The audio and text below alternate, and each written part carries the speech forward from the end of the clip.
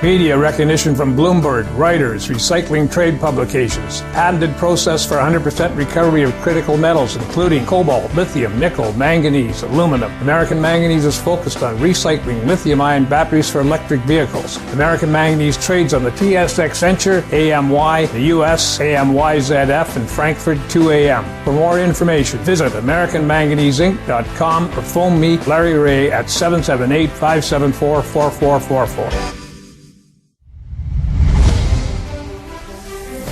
Welcome to the Goddard Report. Comments made on the Goddard Report and TalkDigitalNetwork.com are an expression of opinion only. Here is Jim Goddard. My guest is Jordan Bateman, Vice President of Communications and Marketing for the Independent Contractors and Business Association in BC. His website, icba.ca. Welcome back to the show, Jordan. Thanks for having me, Jim.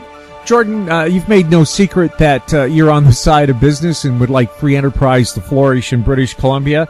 The Liberal Party of BC is looking at candidates now to replace Wilkinson as their leader. Kevin Falcon, the latest name to throw his name into the hat. Now, a lot of people are saying he's old school, and do people want to go back, or is Kevin a new Kevin? And does he give the Liberal Party new life after the NDP really trounced him in the last provincial election? Yeah, look, I'm super excited about the field that the BC Liberals are putting together here for this race. There's Ellis Ross and Michael Lee. There's Val Litwin's rumored to be running. Gavin Dew, bright young star in the party. But Renee Merrifield, the new health critic. But the person with the most gravitas or the most well-defined reputation is definitely Kevin Falcon. And, you know, I think it's very clear he is the front runner. He's the one that all the other campaigns will be striving to knock off.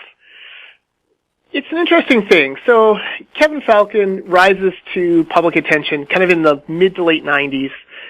Glenn Clark is the Premier of British Columbia. The NDP are just going from scandal to scandal to scandal and poor decision to poor decision.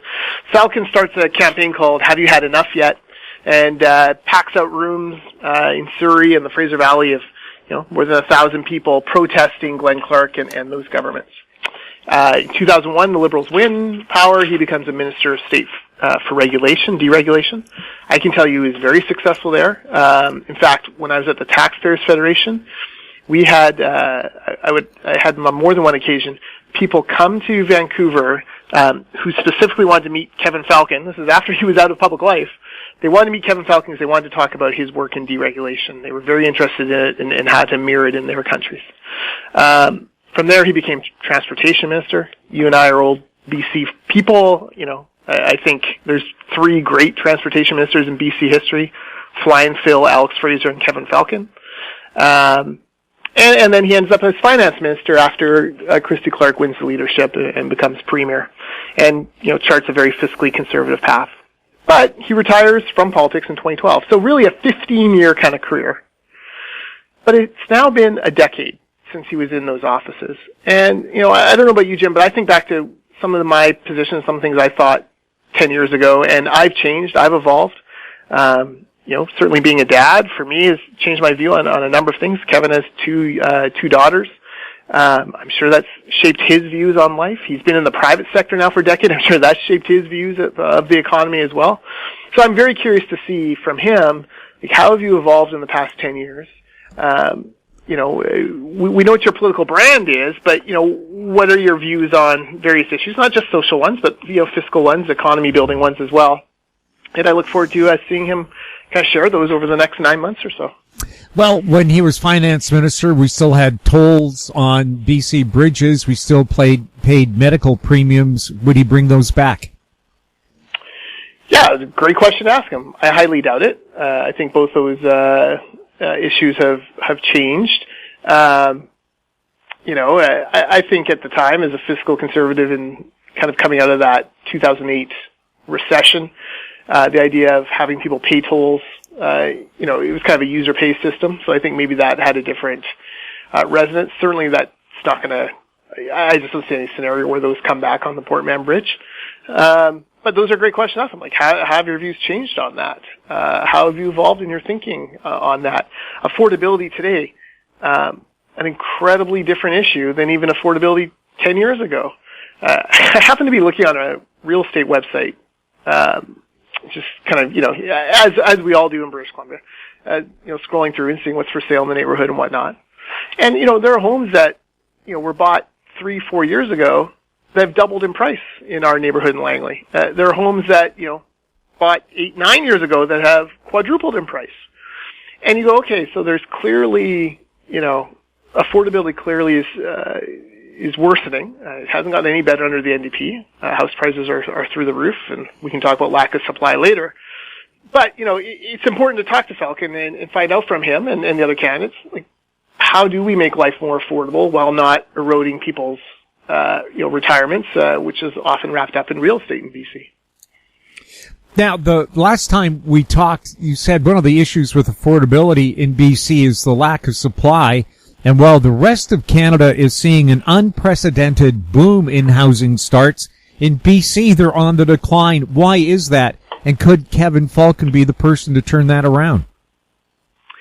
Well, certainly he has experience in the real estate business. That's what he's been doing for the past 10 years, working with Anthem Properties on a number of different projects in all sorts of parts of British Columbia and in different kind of scales. Some social projects, some for profit.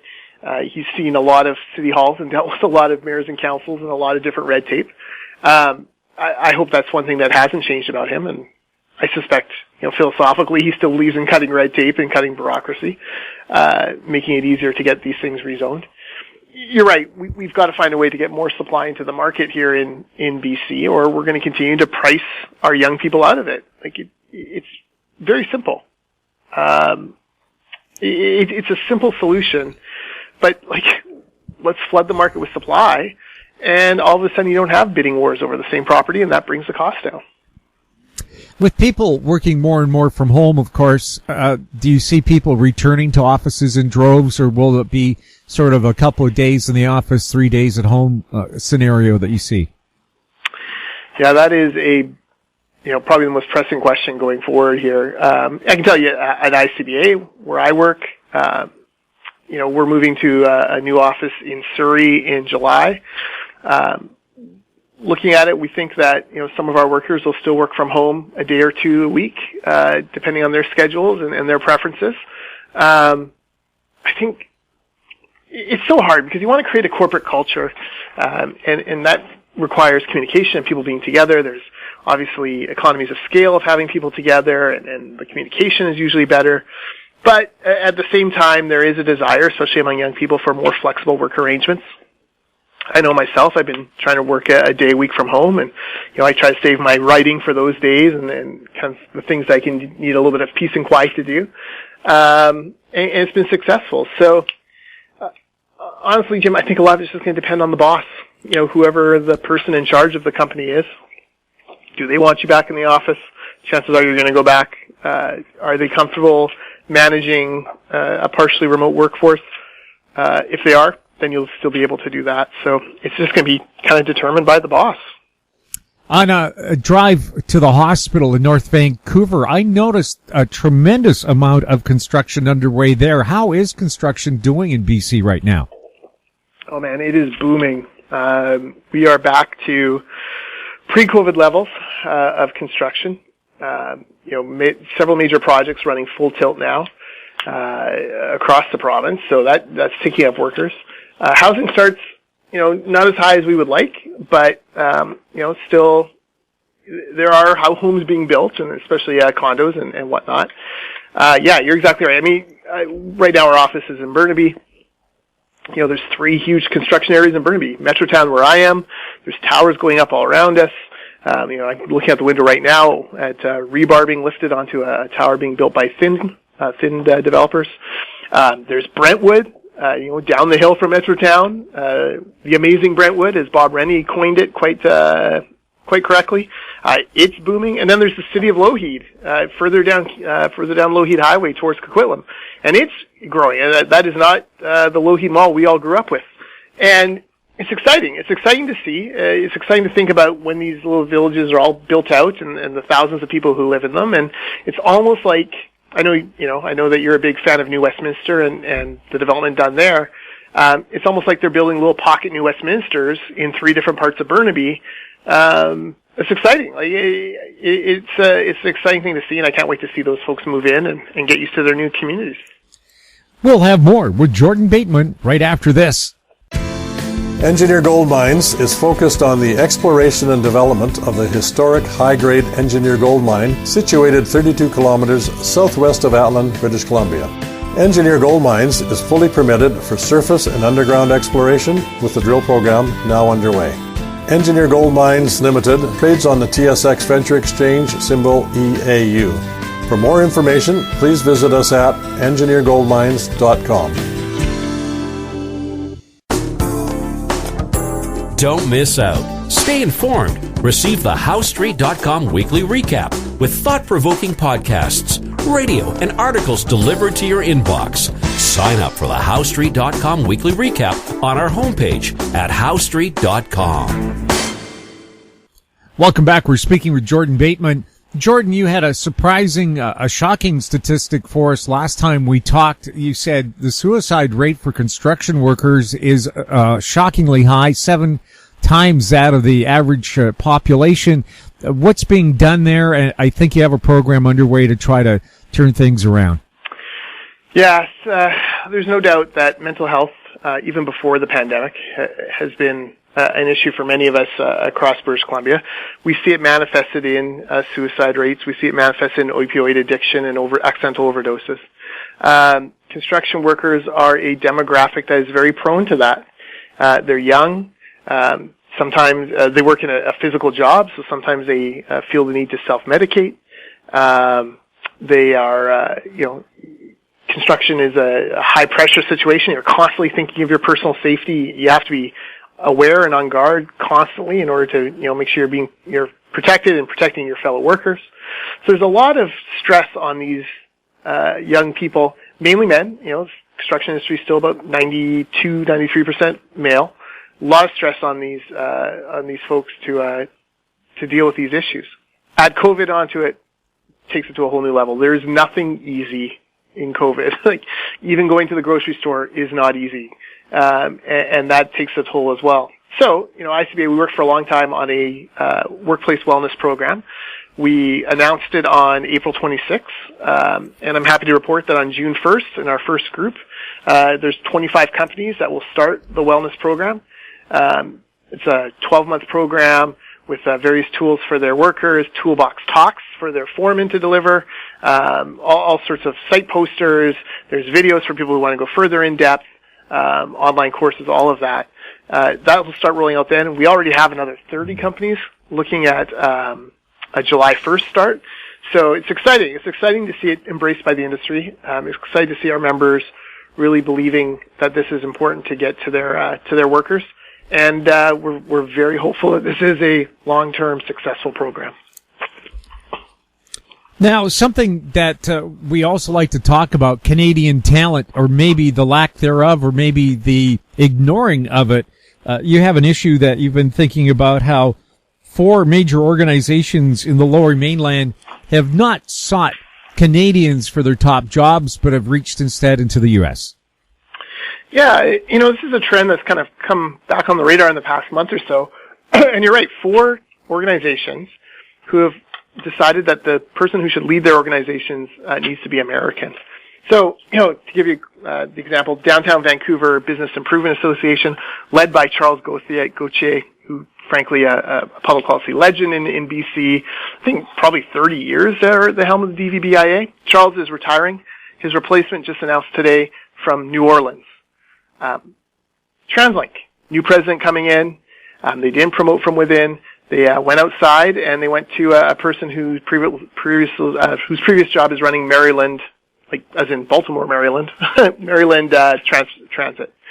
The Metro Vancouver regional government has an investment attraction arm now, and the new head of that is from Los Angeles.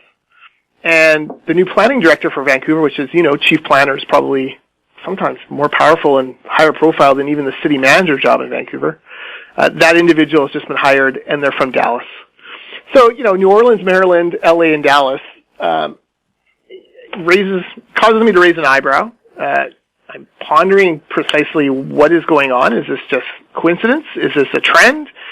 Is this a desire? Obviously Vancouver is an attractive area to live, so other people may want to come here.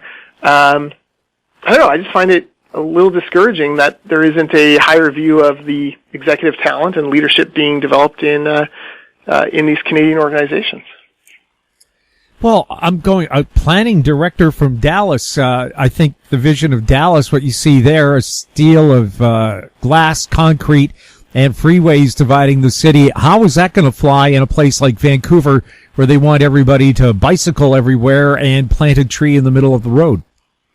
It is funny you say that, because I did happen to be in Dallas about a year before the COVID lockdown. I thought the same thing. I didn't move around Dallas thinking, wow, what a wonderfully well-planned community. Just the opposite, in fact. So I have no idea how that is going to translate across. There's a lot of talk among the Gordon Prices of the world of the great joys of Vancouverism, as it sometimes gets called. I'm not sure why we're going to Dallas to attract that. We have very prominent urban planning schools here in Vancouver. Not sure why we didn't find someone from that group. LA, the person who's got the job as the Metro Vancouver investment head used to run a similar organization in LA. Well, LA has, that part of LA County, 10 million people. Like, it's outrageous. That's, twice the population of British Columbia. Like, Metro Vancouver, much smaller scale than that, so I'm not quite sure how those talents will translate. And then with TransLink, we've had two outsiders run the organization before, Tom Prendergast and Kevin Desmond. I would say the results were mixed. One really panned out in Desmond, who seemed very well respected by a lot of people who watched TransLink World. Prendergast returned to New York just as quickly as he possibly could. And then, downtown Vancouver, bringing someone in from New Orleans, I can't really think of, there's New Orleans, the kind of touristy section, but that's not really a matrix for the downtown of Vancouver, which, has very significant challenges. So, yeah, I am not sure what exactly these boards or these hiring groups are seeing in these folks, but I guess we will wait and see what the results are. Jordan, thank you so much for chatting with us. Thank you for having me.